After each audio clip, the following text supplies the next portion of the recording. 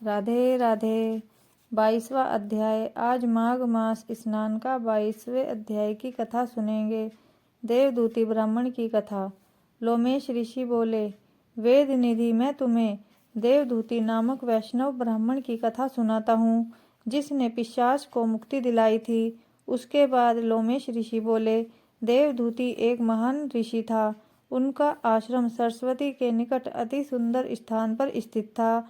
उस आश्रम के चारों ओर अनेकानेक फल फूल वाले वृक्ष लगे हुए थे। चारों ओर सुंदर कुएं थे, जिसके चारों ओर सुंदर पक्षी चहकते रहते थे। आश्रम का वातावरण अत्यंत शांत तथा स्वर्ग के जैसा था। देवदूती का जन्म के समय उसके पिता ने भगवान विष्णु की उग्र तपस्या की थी तथा विष्णु भगवान के आशीर्वाद से ही देवदूती का जन्म हुआ था। देवदूती अत्यंत श्रेष्ठ ब्राह्मण तथा महान तपस्वी था। वह सर्दी गर्मी तथा बरसात में भी कठिन से कठिन निरंतर तपस्या करता रहता था। उसको तपस्या के मध्य भूख नहीं लगती थी। कभी कभी टूटे गिरे फलों को बीन कर रख लेता। लगातार तपस्या के कारण उसका शरीर क्षीण होने लगा। इस प्रकार अनेकानेक वर्ष बीत गए। वह हर समय हरि चरणों की भक्ति में लीन रहता।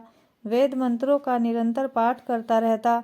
श्रद्धा सहित भगवान विष्णु के चरणों में सहस्त्रों सुगंधित सुंदर फूल फल अर्पित करता। भगवान विष्णु के दर्शन। एक दिन जब वह निरंतर तपस्या तथा भक्ति में लीन था, स्वयं भगवान विष्णु उसके सम्मुख प्रकट हो गए। विष्णु भगवान ने अति प्रेम से ब्राह्मण के सिर पर हाथ फेरा। ब्राह्मण ने आंखें खोली तो आश्चर्यचकित रह गया। स्वयं भगवान विष्णु उसको आशीर्वाद दे रहे थे। ब्राह्मण के नेत्रों से प्रसन्नता के आंसू बहने लगे।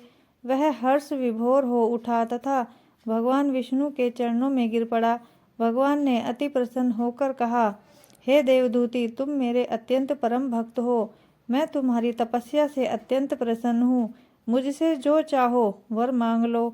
देवदूती प्रसन्नता से पागल सा हो उठा। वह बोला, हे प्रभु, मेरा तो जीवन सफल हो गया। मुझे आपके दर्शन प्राप्त हो गए तो सब कुछ मिल गया। यदि वर देना ही चाहते हैं तो आप मुझे अपनी अचल भक्ति तथा वरद हस्त प्रदान करें। तथास्तु, ऐसा ही होगा कहकर भगवान अंतर ध्यान हो गए तथा देवदूती भगवान नारायण के ध्यान में लग गए। आज की कथा समाप्त हुई। आगे की कथा कल 23वें अध्याय में सुनेंगे।